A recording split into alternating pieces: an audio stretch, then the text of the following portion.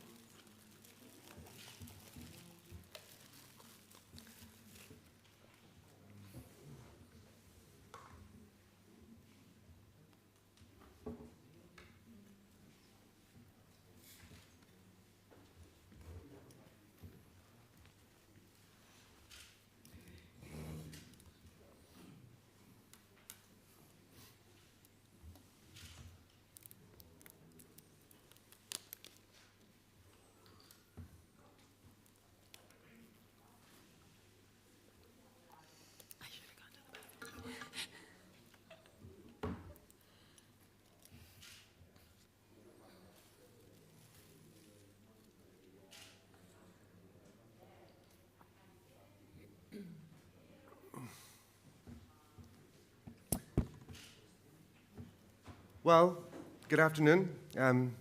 Thanks for coming.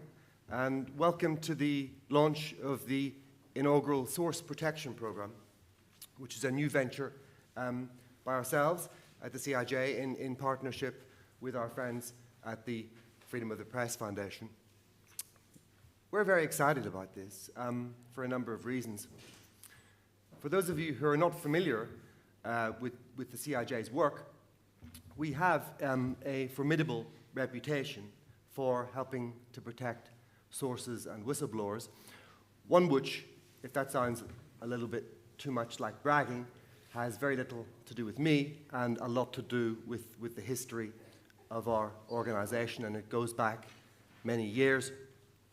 For some years now, it's been our stubborn and occasionally lonely insistence that as investigative journalism fast changes in a new media environment, it's more important than ever that we take the utmost care to protect all of those around investigative journalism, all of those who help. We do so, and I speak here personally, not so much because we are human rights envoys or bleeding hearts, but because we understand that a journalism which doesn't protect its sources is digging its own grave. Not only that, but it's getting its sources into trouble, and sometimes quite literally digging their graves too. I know all this I feel all this very strongly from a decade's reporting, my own reporting of Syria. I found out recently, for example, that one high-profile Western journalist, because of poor quality use of documents, very, very likely got someone, a Syrian, killed, because only 3 people had access to those documents. And 24 hours after I found out that from a trusted Syrian source, I found myself, quite by chance, speaking to that journalist about a very different issue. And I didn't really have the heart to say that someone had very likely been killed because of their work. So I said, nothing. So sometimes the stakes really can be that high when we're talking about sources. Most often, it's about people being put in prison, like Reality Winner in America, like Vicky Price. Some of you still remember her in the UK. And sometimes it's simply about sources losing their jobs or their livelihood, sources or whistleblowers. It shouldn't happen, and yet it still does with enormous regularity and for a number of reasons. At the CIJ, we want to make sure that it happens much less, or at least that when it does happen, the journalist is not at fault. So that's a very long-winded way of saying that we're going to have a conversation today about an open-ended conversation about sources and how best to protect them. And to have that conversation, we're very lucky to have a distinguished panel of journalists, investigators, teachers, to have this open-ended conversation about sources. Two of the people on this panel are teachers on the source protection program, which has already been in operation in pilot form for a while. And the third is a very distinguished alumnus of that pilot program. So just to run you through your panel, Iona Craig is a distinguished and intrepid Yemen journalist, famous for her work covering the conflict from inside the country. But she now also heads the Yemen Data Project, which gathers open source data on airstrikes and political violence, and she talks to Yemenis very regularly on the ground, as well as still going there.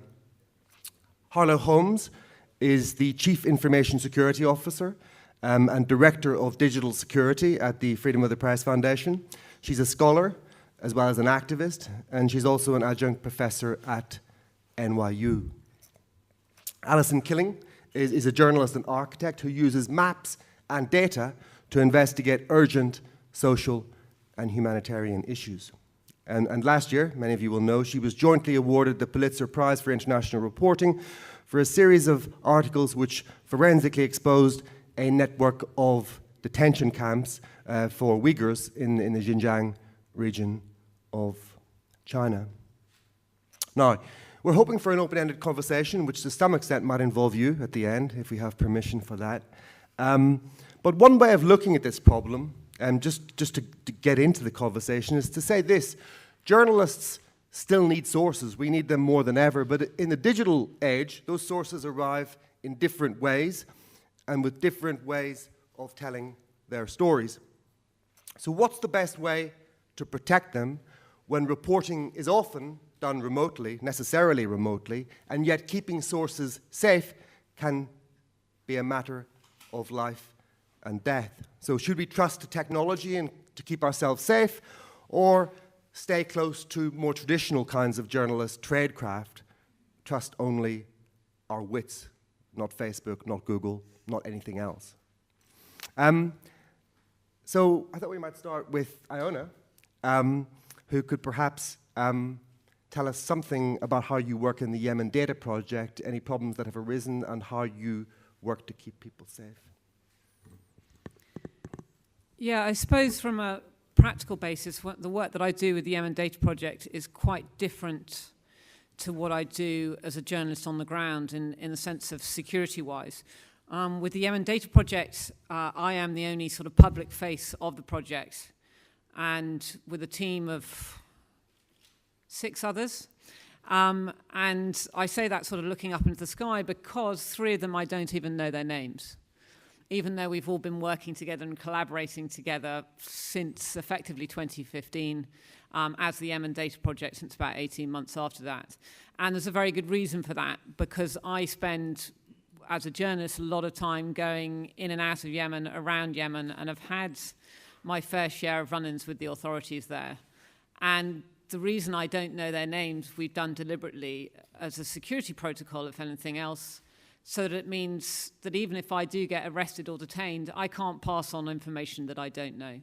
And I don't need to know their names. They're doing the data collection. There's 2 people managing them in the country in the sense of on methodology and the practical day-to-day runnings of the project that I communicate with regularly.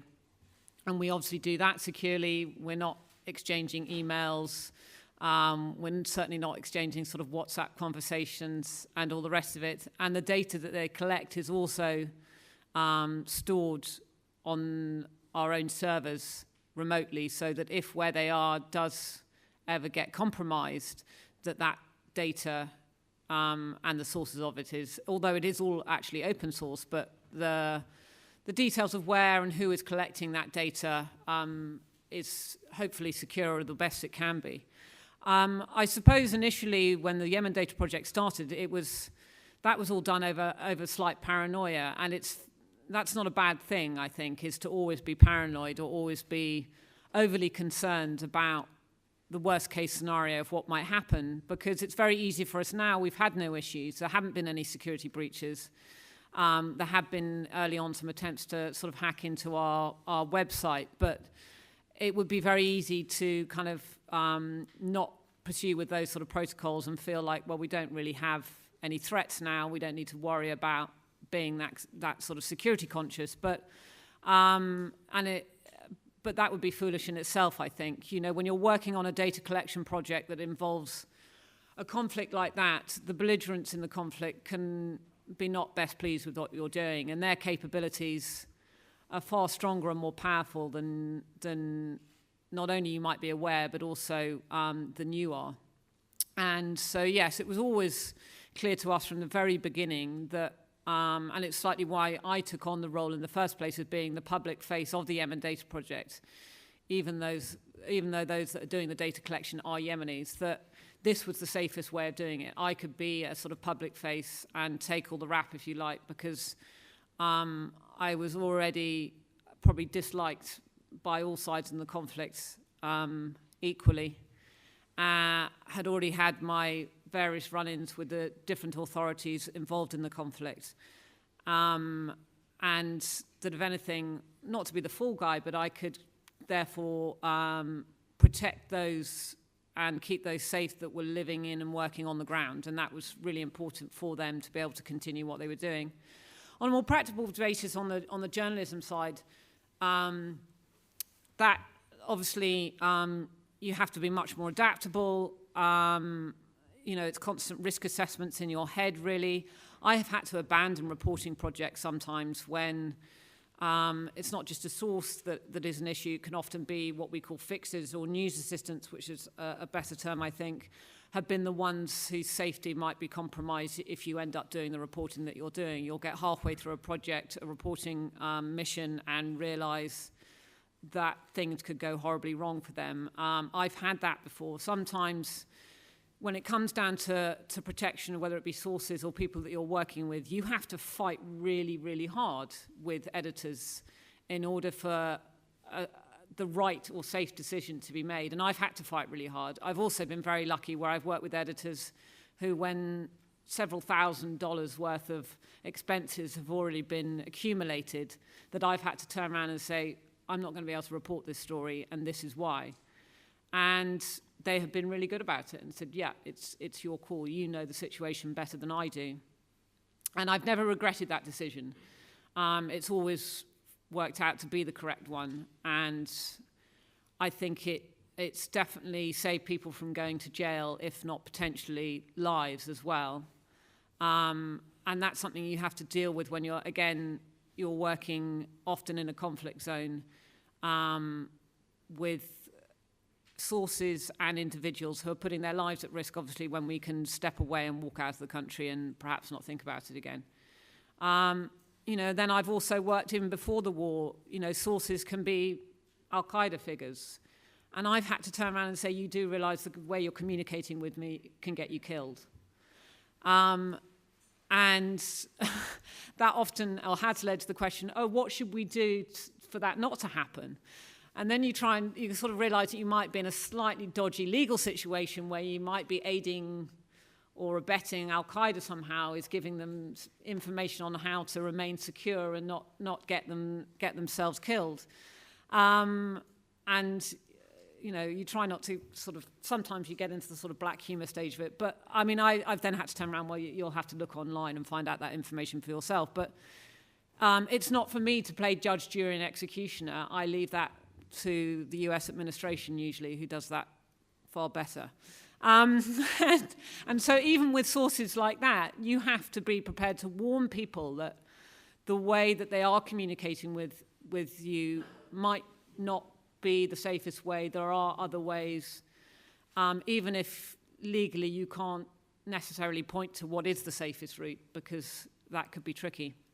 But yeah, I think overall it's, and I'm sure we'll hear about it more, it is about assessing and reassessing the environment that you're working with, the devices that you're working with, the people that you're working with, and really simple things about informed consent with sources is something of a myth, because if people are willing to be named in your reporting, they may not have any idea of the risks that they're taking in order to do that. And we are often, as reporters and journalists, best informed ourselves to be able to make that decision for them. And on many occasions, I've had people saying, I'm quite happy for you to use my name. And I'm much more well aware than they are of the risks and the security risks that ensue as a result of that. And I won't use their name, even though they've given me permission to do so, because I know what the consequences will be, often better than they will. So, yeah. Thanks for that. I know lots of questions arise, but we'll move on to Alison to sort of progress the conversation.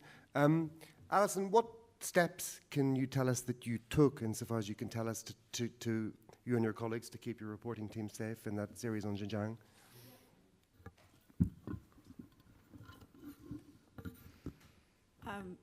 So our work on Xinjiang was a long-term investigative project to find a network of camps that were spread across the region, and where it was estimated that over 1 million people had been detained.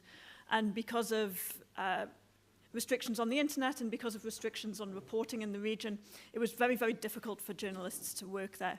And so our challenge was really in how can we investigate this from outside of Xinjiang. And we settled on using satellite imagery. And to narrow that down,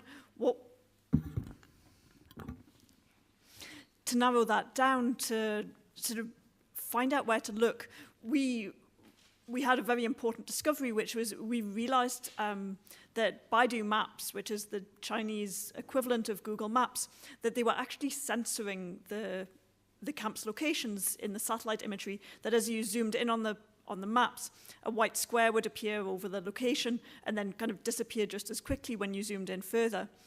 And we realized that if we could map all of these masked tiles, we would be able to find potentially find the full network. And so that became our investigative technique. But we had quite big challenges with that of, a few things, like we needed to be able to map all of these tiles before anyone found out what we were doing, was a really big one, because our investigation relied on access to those locations. It was quite vulnerable to us losing access. And the way that we did that, we worked with a developer who's very specialized in documenting human rights issues, a guy called Christo Bushek, who had a lot of experience around documentation and also around security. He mapped all of these locations sort of surreptitiously, built software that Baidu wouldn't be able to, that hopefully Baidu wouldn't realize that we were mapping these locations and that we were looking at this, and then built a secure server by which we could access a map of these locations. And we had to be still very, very careful around with our team. We mostly used Wire to communicate. We also used Signal quite a lot and WhatsApp. We even experimented with PGP for a while, although that was an enormous headache, and I'm not sure I would recommend it. But yeah, I mean, and then we had a lot of security around our server as well. So yeah, that was how we kept. We weren't so worried about keeping our team safe. We were more worried about our access to information and being able to preserve that. Yeah. Okay. Bluntly, then, what mistakes do journalists tend to make when they're dealing with sources? Well, one, really happy to be on a panel with all of you. I am in huge admiration of all of the work that you do. And I would say that from my perspective, I definitely do not get the opportunity to be on the front lines in the ways that you are. I'm more of a like Dr. Quinn medicine woman type role, having to deal with a lot of investigations, simply because, and you pointed to this just a little bit, it's really, really not a great idea for someone like me to have access to a lot of, the actual context around the investigations that are being worked upon, because that puts any investigation in jeopardy with by association with me. So I'm hesitant to say rather, that there are, mistakes because there's so many, like details and decisions that get made on the fly, or perhaps not necessarily utilizing the best solutions, but the solutions that work, the tradecraft of it that like I cannot come in and consult upon. So I'm going to kind of like put the kibosh on the term mistakes when I talk about some of these things. But there are some trends that I do like to address, and that does have to do with like a certain amount of complacency with the tooling that we have and the services that we use, the platforms that we engage with, that has been around for a while, but is only exacerbated now that, a lot of the reporting work, the investigative work is carried out in lockdown, even with distributed networks of teams who are collaborating on the same project, as well as working with sources, fixers, et cetera. But to, I guess, be more precise about that, what complacency means is usually twofold. One is that the same device that you are going to, speak to your mother on is the same device that you are speaking to someone in Al-Qaeda.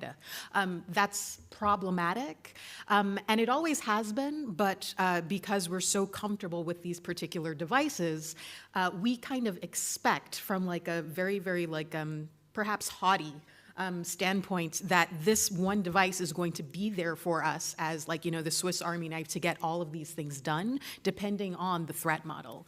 And that encourages people to forget, I think, what is one of the fundamentals of this type of work, which is compartmentalization.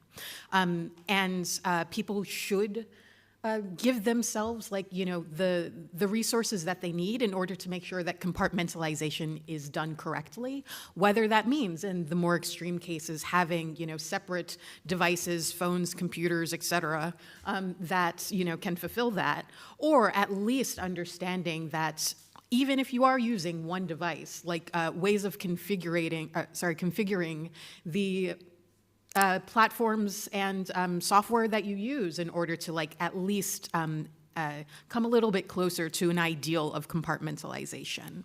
And so to dig even further with that, our engagement and reliance upon platforms really, really does matter, depending on what exactly we're trying to do, what the beat it is that you're working on, and the threat assessment that you do, hopefully, before going into investigation when talking to a source. So the difference between WhatsApp and Signal, yes, you would definitely not want to talk to a lot of your sources or fixers over WhatsApp, and you would go to something like Signal. We can talk about Wire later, but the reason why is not because these tools are cooler than the other or necessarily more accessible than one another, but it has to do with the minutia of how these platforms have inserted themselves in the market.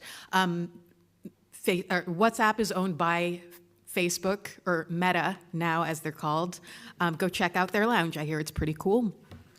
But even though WhatsApp and Signal are constructed in pretty much the same way as far as the encryption that they provide, the difference lies in the fact that Meta is a multinational corporation that is trying to assert its dominance in a variety of markets across the globe, and that means treating the stuff that we don't necessarily think about, such as the metadata between conversation partners, the duration of that metadata being kept on servers, the types of backdoor agreements that they have to maintain with governments in order to keep those services operable in those markets is way different than the story that Signal tells on that same basis. And so from our perspective, these things all look the same, but if you look at what's going on behind the curtain, they're actually quite different.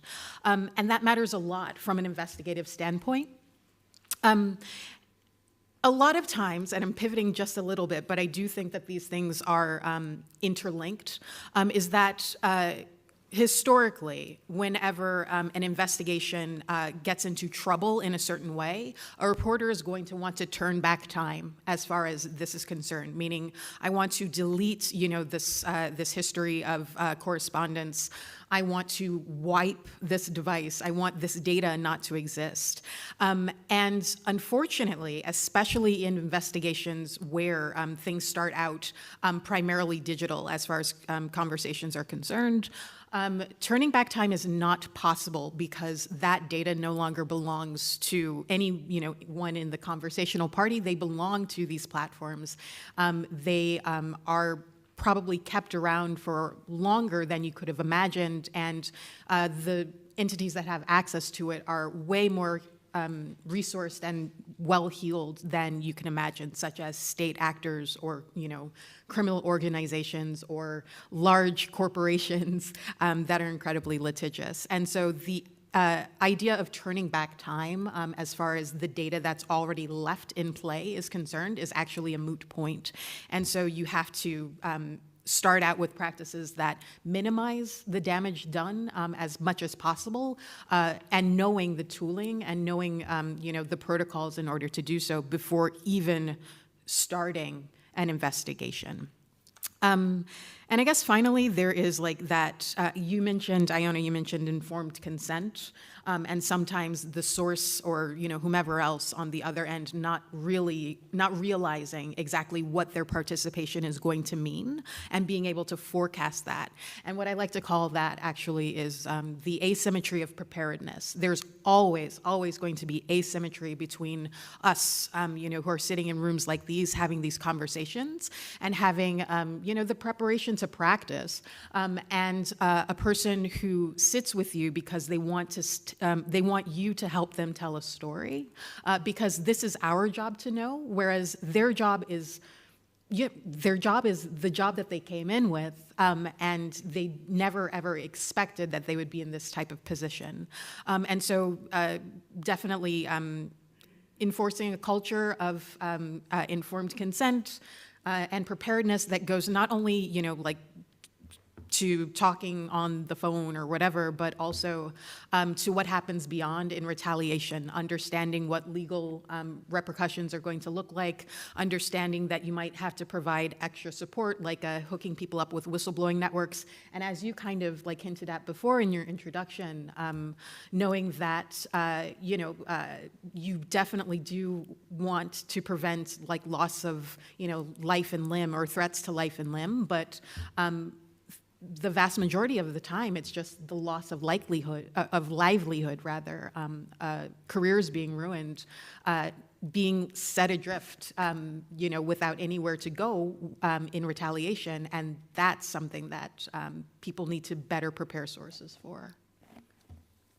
Thank you so much, Harlow. Just a quick question to follow up on that, I suppose. You mentioned that sometimes, you mentioned that you can't turn back time.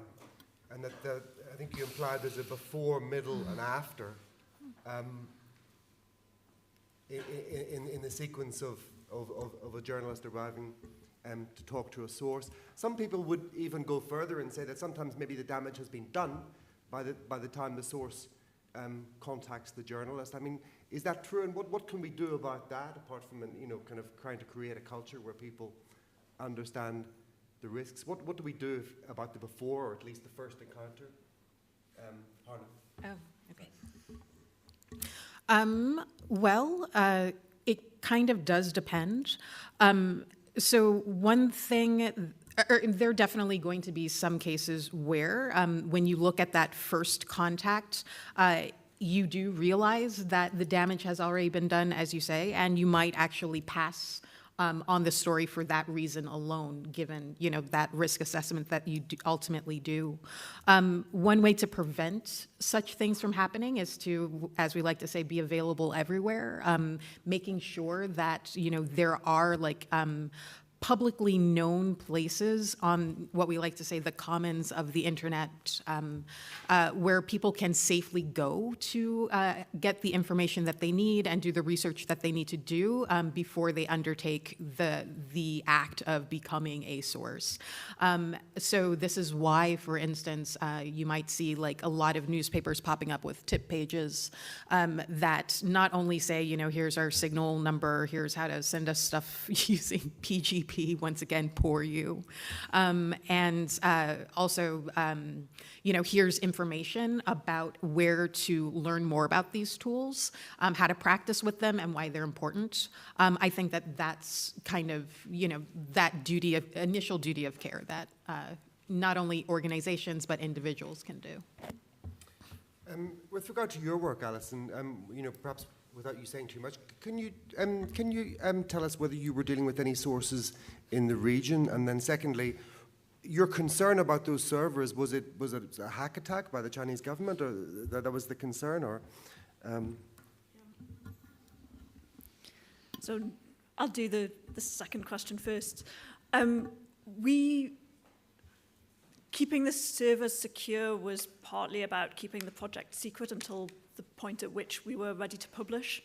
The other side of it was that we wanted to be able to provide chain of custody for the data that we had, because we wanted to be able to provide it in a format where, should that be necessary or interesting, that it would be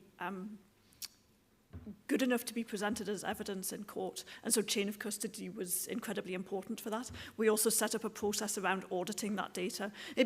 Chain of custody basically means we can prove where we got it from, and that nothing has happened to it in between, that it hasn't been tampered with. So we also collected a lot of metadata. And the second part of it, the sources in the region. So I personally didn't work with sources. My colleague, Megha Rajagopalan, did most of that work. But I can say some things about that. All of the people who we interviewed for this project, they had been former detainees who had managed to leave Xinjiang. A lot of them were in Kazakhstan, some were in Turkey, some were in Europe. There are also people who have made it to the US. And so in terms of access, there wasn't actual access to meet them wasn't too difficult. But those people, they had a number of concerns. And what you'll see in Xinjiang reporting is that there's kind of a delay between people leaving Xinjiang and being prepared to talk, and that's about, mainly that's been about people needing to get to a place of safety and then being able to establish secure residency there. So it takes a while for them to apply for and obtain asylum, and it's only once they have that security that they're willing to talk, because at that point they can't easily be sent back to China. So we always see that sort of delay. Another thing that you'll see in Xinjiang reporting, initially people were very reluctant to speak out about what was happening, because they feared for their families and what would happen to their families who were still in Xinjiang if they did speak out. And they were absolutely right to do so. But what people actually realized after a period of time, and they saw that these atrocities are still going on. It's now been described as a genocide by several nations. They realized, if we don't speak out, the world is not going to know about what is happening, and and it's not going to be stopped. And so people made the decision to speak out. They also realized that their story would have more credibility if they put their names to it and if they were willing to be photographed. And so these absolutely incredibly brave people made the decision to do that, to speak out, to speak to journalists with their name and their photograph attached. Some people have had, there have been consequences for that, for many people. That activists have absolutely had family members detained in retaliation for their work. And yeah. To come back to your work, Iona, you wrote a very challenging piece for Index on Censorship, in which I think you sort of implied that maybe we can't trust any of these platforms. That I think you even suggested that maybe if we begin to trust one more than all the others, that just makes the work of various security services easier because it cuts down on their workload. And I wonder if I can ask the same question as your entrepreneurial friend in Al-Qaeda. What do we do not to get killed? Yeah, I suppose, my paranoia is probably slightly less now. I don't live in Yemen all the time, where I think it may have got slightly overblown. But yes, I do.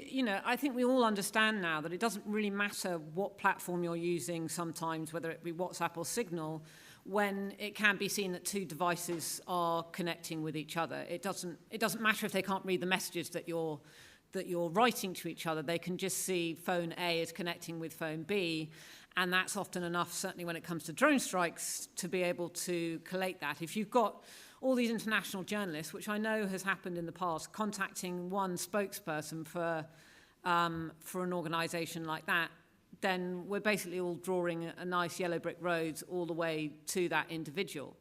And so, yeah, I mean, I've worked with witnesses in areas where there have been, very intense periods of drone strikes and airstrikes who I don't communicate with. Well, they don't have smartphones anyway, but I don't communicate with by phone directly. I never would, and I never do.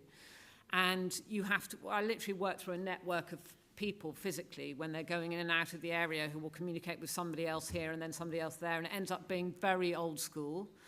But it is potentially the safest way. I've met with individuals who, they know full well that it's the phone that's being blown up, not them, and have survived because they put their phone in different vehicles and the vehicles have been hit when they haven't been in it.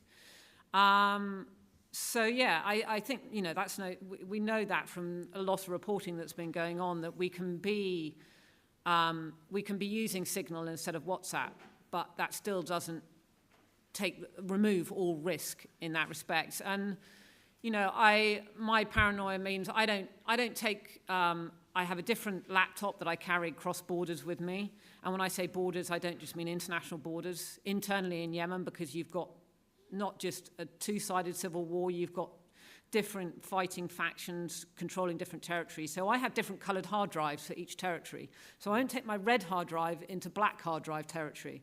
And I've learned that from experience as well. I had all my stuff lifted from the place where I was staying in the north once. And thankfully, I hadn't brought my hard drive with all the pictures and writing that I'd been doing over the previous month, which was in a different territory. And I've been that paranoid, which even before the war, you would deliberately leave false trails. So you've got your multiple devices, not your one that you're speaking to your mum, that you're also speaking to Al-Qaeda on. And you will deliberately take your one device with you or not with you and leave it in another location when you are going somewhere else because you know that device is being traced. Again, that sounds a bit paranoid, I suppose. And as I've spoken about in the past before, I have been for the last 10 years. I'm quite old school, still use a written notebook for absolutely everything. And I use it's a Live Scribe with an Echo pen, which were never advertised and still aren't sold as using for maintaining your security. But what they do is you have what is quite an expensive notebook, although probably no more expensive than a Moleskine. And you have a pen and you write like you normally do. It's slightly thicker than your regular pen, although they're probably not anymore. And it can also record the audio. But what it means is that special pad, you can then connect your pen to your laptop, and it digitally uploads all of that writing as it is written in your hand. And then I send it to either myself or somebody else securely whilst I'm still in the country. What that means is that physical notebook, I can either burn it, destroy it, or hopefully not lose it, but potentially lose it, and it doesn't matter. I've still got all that information and all that detail, but it does mean that I can, if I want to, destroy that notebook in order to maintain the security of the information that's within those notebooks, even though I've written it by hand, but without losing all of that information. And I've been using that for the last 10, 11 years now. That's one of the kind of practical things that I kind of find helpful. But yeah, I think it is the simple thing is just remember that we can be all secure about the conversations that we're having, but the devices is the thing that's going to really let you down when you probably don't really realize it. Can I add one thing? I think the notebook thing, or like our affinity for notebooks is like so fascinating. And one of the things that I think is interesting about that is, in addition to, you know, digitizing your notes or whatever, you can imagine your handwriting being a form of encryption, because nobody can understand exactly what your scribbles are, except for you, perhaps. Yeah. Although that's actually not real security advice. It's not.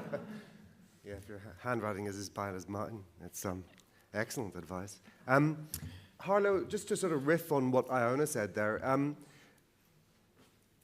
how paranoid do you think we should or need to be, and are there disadvantages in paranoia too? In other words, another way to put the question is, you know, how advanced are our adversaries really after what we know or think we know about Pegasus, and are there dangers in being too paranoid? Okay, so you don't want to be paralyzed.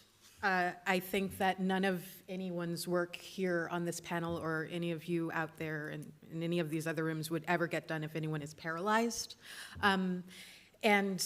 So that means just like striking the correct balance in order to keep yourself moving. And so I actually I don't think paranoia is that great. I really, really did used to be incredibly paranoid, and I wondered what for. I still am. It's still kind of fun as a thought exercise, but for my daily life, I can't live my life that way, and I wouldn't really encourage anyone to. Bring your paranoia to actual scenarios, but don't necessarily let that cloud your skies all the time. Instead of paranoia, think about just preparedness, and think more towards being informed. The reason why people make fun of the people who wear the tinfoil hat is unfortunately, I mean, they're wrong to be paranoid, but they're right to have done the research to understand a little bit more as to why, the outcome is paranoia. And so when I had mentioned, understanding the difference about market positions between WhatsApp and Signal, that's a little bit, that sounds paranoid, but actually no, that's informed consent. And and it actually starts to reflect itself in the way that, companies like Meta or whatever might communicate these risks to us via their transparency reporting. Have a look at that, understand exactly what the difference between a court order and a subpoena is, and apply that accordingly. Once again, with the caveat, this comes from a very Western perspective, because obviously when you're looking at authoritarian governments such as that of China, or if you're looking at rogue territory, then all of these rules go out the window. And then on the opposite end of that spectrum, there's also nihilism, where you think, oh, it doesn't matter. And anecdotally, I can say I see that the most in South and Central America and in Eastern Europe, where it just doesn't matter, and so you do nothing. And I think that that's the opposite end of that particular spectrum, and is equally unhelpful. I can totally see that. Do you want to come in on that, Alison, or should we? No, just... I think we might have permission for one or two questions, if that's okay with the organisers, if you maintain the rules. Maybe one quick question from this gentleman here. Question for you. You said that you didn't have direct contact with your sources, but it was direct contact with your sources, but you had a network of people, intermediate people. Is that a risk for to be the confident to the sources? How do you know that you are getting the right information if you have a bunch of people between you and sources? And the second thing, if you didn't get any contact with your sources, how did you reach your sources? Just to slightly repeat the question for the rest of the room, and if I understand you correctly, how do you kind of know the sources are who they say they are if you're not having direct communication with them and you're going through a network of people? And how confident can you be that they are who they are? These are actually all people that I have met physically in person myself, because I've spent 11 years of covering the same country. So they're people I have physically met in person. That's how. One of them, there was one exception to that, and that was I got them verified through somebody I knew very well and known for many years who had physically met them as well. So yeah, otherwise you don't know who you could be dealing with anybody, and if it's passing through a network of people. That network of people, I think all Bob, maybe one son of somebody who's older. I think I've met them all through that network of string of people. And so yes, that's why it kind of works on a practical basis, because I haven't always done it remotely, and when I do get the opportunity, which isn't very easy, but I have physically met them in person. And they will normally be the ones that are reaching out. It's very rare, and they tend to get quite paranoid. If I'm doing the reach out, I do it. But they normally, it comes from their end, and unless I've got something urgent or specific to try and get to them, or I am trying to physically meet up with them, then it goes in the other direction. But it does mean it's a lengthy process. If you want to know an answer to a question, it's going to take days, possibly weeks, to get an answer to that question. You're not going to be able to do it in a couple of minutes over you would do over Signal or whatever. That's the issue with that. Alison, is there anything there about remote sources or sources that you can you say anything about whether the reporting team used any sources inside China that they hadn't met, or they had any problems with regard to things like that? Because there is an issue about anonymity in authoritarian regimes, and people, wanting for various reasons to have anonymity, but perhaps that doesn't really apply to a trustworthy source. So, in a few cases, we've had leaked videos of the camps. One set was construction video. It was videos of the camps under construction, and it was taken by a construction worker who then managed to smuggle that video out to an organisation called Bitter Winter. I'm not sure how they did that, but I think last November, based on our reporting and the map that we had published of the camps, we actually had a Chinese vlogger who took our map and travelled to Xinjiang and basically ground truthed our reporting, which was incredible. He took enormous risks to do that. A lot of the sort of work that he did, he was driving down a road with his phone just on the dashboard so that he was able to film the camps as he drove past, and that in itself gave us enough information to verify these locations. But in other places, he drove to one very remote camp and got out of his car and sort of climbed up on a big earth berm that overlooked the camp.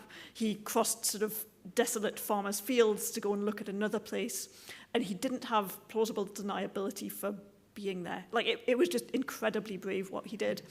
One thing that he said that he did was to make sure that he wasn't providing commentary on what he was seeing as he was doing it, so that he could maybe later claim I was just driving down that road, I was just lost, whatever. So he took that precaution, and he waited to publish that until he had managed to leave China. And it was only then that he put it on YouTube. And, one of the things that we know a little bit, we know a tiny amount about who he is. We don't know really where he is, and we don't know how he's doing or what's really happened to him since that happened. One of the key things is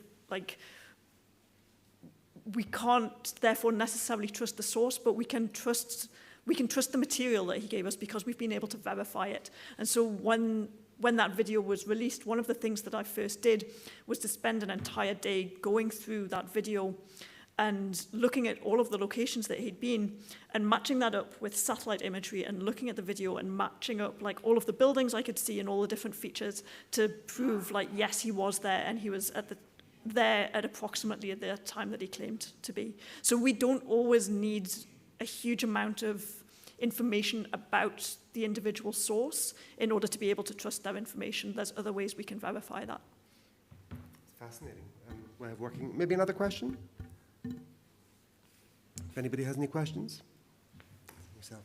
So, how and where do you draw the line when you say like you have to inform the sources so they don't know the risks and there are still brave people to tell their story even with their name and photograph?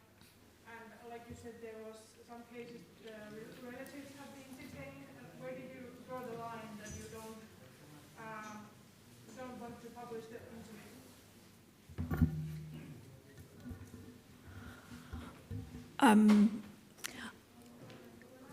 It's difficult for me to speak to that because I haven't done that specific work, and I was talking really in general about the reporting that has been done on Xinjiang.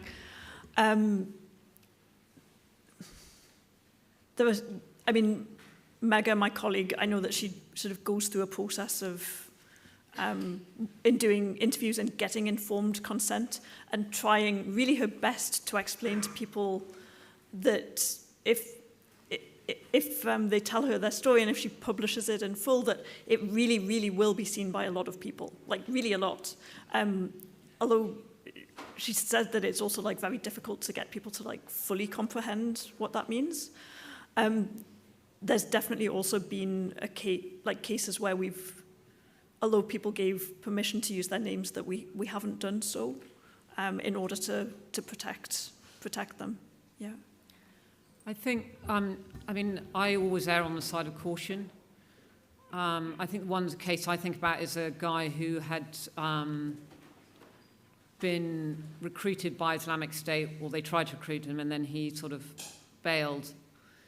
And he initially, when I met him at night, we deliberately, because we were in the area where there were still Islamic State recruiters, he was very paranoid about even being seen to be meeting me. I was in full abaya and niqab and everything in the back of a car.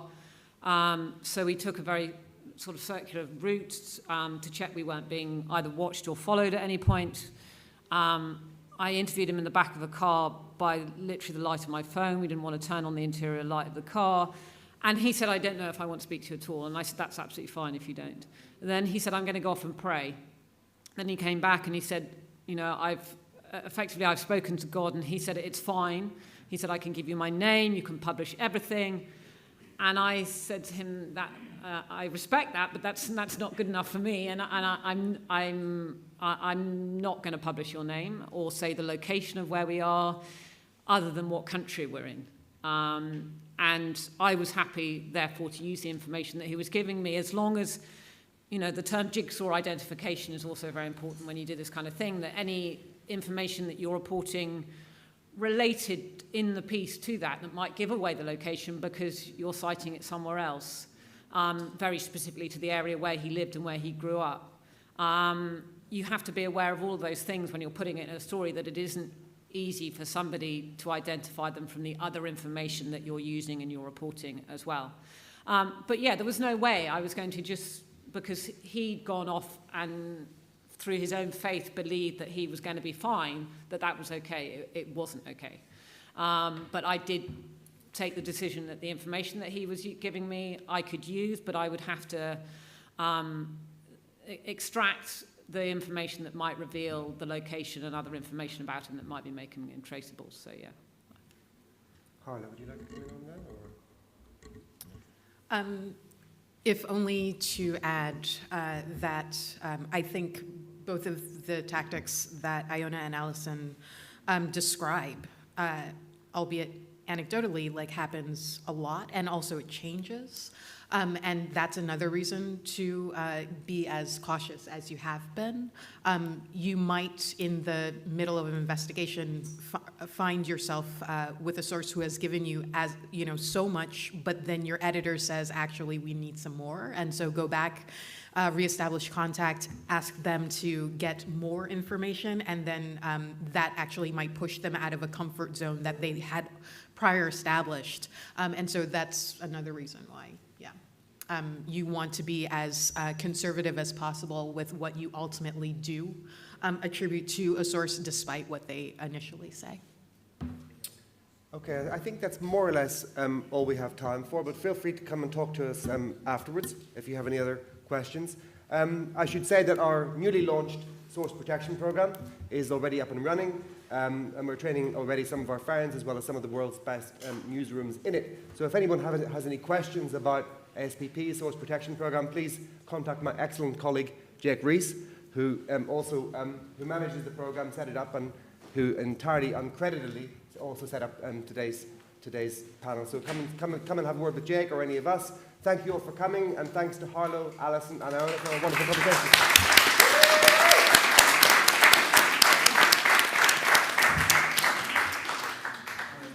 And thanks to the organisers too for their indulgence.